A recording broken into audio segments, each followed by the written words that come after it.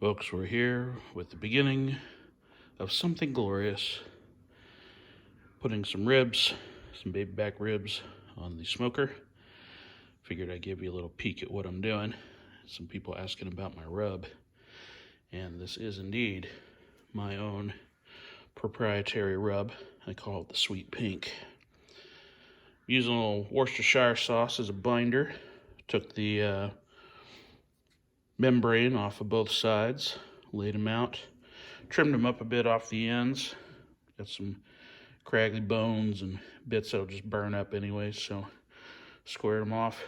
And I'm going to get them on the Primo smoker. Cook them about 250, 275 with some nectarine wood and a little hickory, I think. But this is my rub. I call it the Sweet Pink because I use the pink Himalayan salt in it with some brown sugar, a little mignonette pepper blend, rosemary and garlic, and fennel and celery seed. And then I also use a bit of my own smoked hatch chili powder. Keith Bunsen, you know what's up. Right here at the smoker, you got a little cube here. Some hickory wood and some nectarine wood from a tree that we cut down in the backyard. Get that going about 250, 275. Maya concurs. So these ribs have had about 45 minutes to set up, and you can see that a lot of that salt and pepper is kind of moistened up, and what's left is what's going to be the crust on the ribs. It's got some coarse ground pepper, fennel seed, coriander, mignonette pepper mix. So what I'm going to do is I'm going to hit it with another quick layer of rub. I've got just about enough left from this bottle for this cook, and then we'll get them on the smoker. So we got the fire going and putting the heat deflector plates in.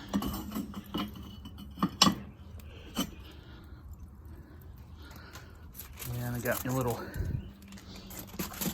drip tray that I made from some heavy duty foil, and just putting the grill plates inside it and folding it up, fashioning around it, and then put the other grates on, and about 20 minutes we'll be ready to go.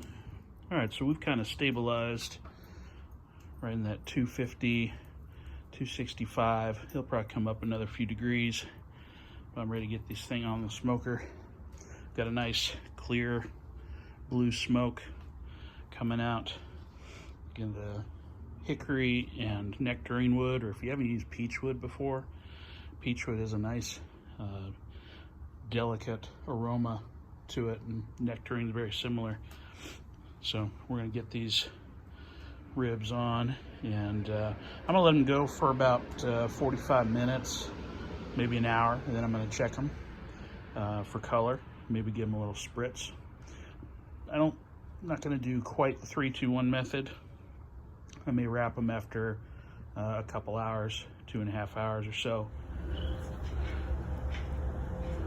And we're good to go. I think my hot spot is probably on this back left corner, so I'm going to keep an eye on that. I put the meatier side of the ribs towards the fire. This is the thinner end, and we're going to check it in about 45 minutes or so, see how we're doing.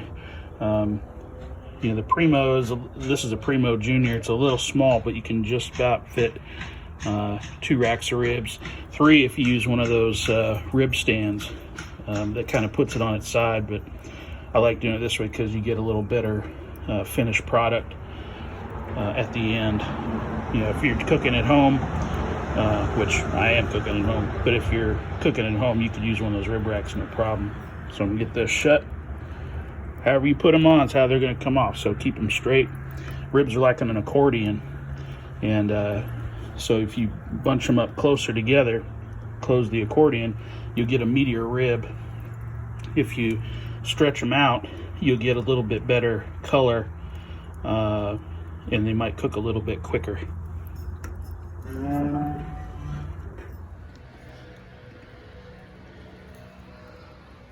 So we're about an hour into the cook. Things are looking pretty good. One of the good things about these ceramic smokers is it keeps things pretty nice and moist. So these look like, yeah, I don't think I'm gonna really need to do much to these. So I'm gonna let them go another 45 minutes or so. It's a little bit hotter on that side, but it's okay.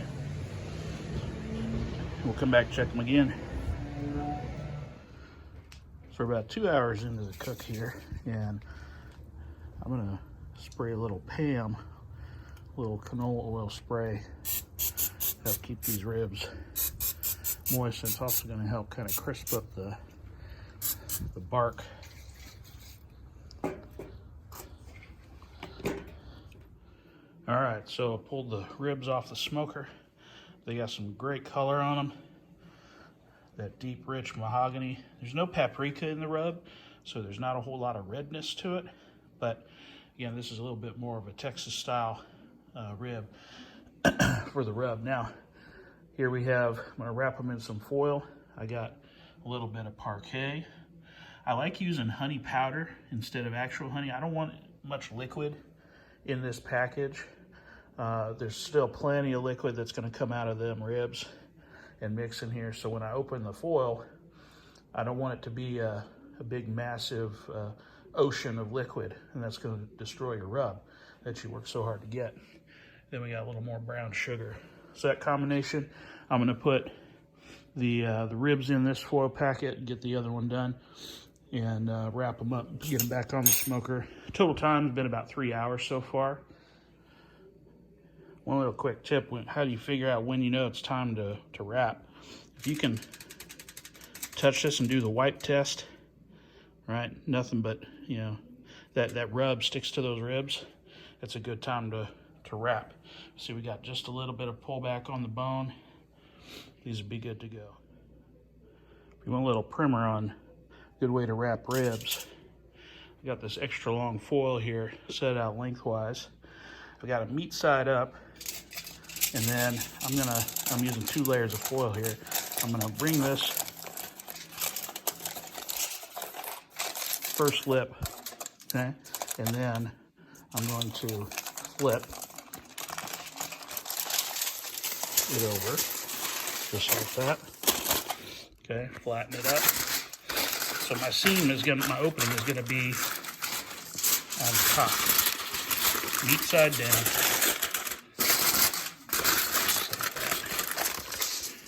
And then you fold over your ends on the top, and then you can do the same thing with the bottom layer. All right, so I got them wrapped. I'm going back on the smoker. I'm gonna check them maybe about an hour or so, hour and a half. Yeah, you see that right. That's some cherries, a little brown sugar, and a little bit of my dry rub. We're gonna kick up a store-bought barbecue sauce.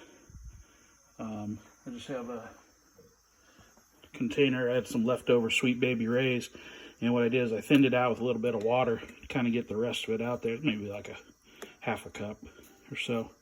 And that's going to go in here. And then when I pull the ribs off, I'm going to reduce this down.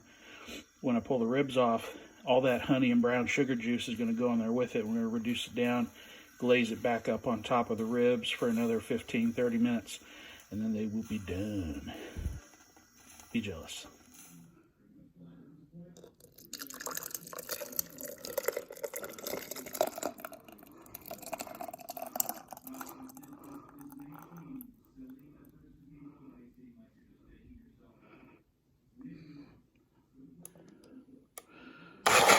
Power! Unlimited power!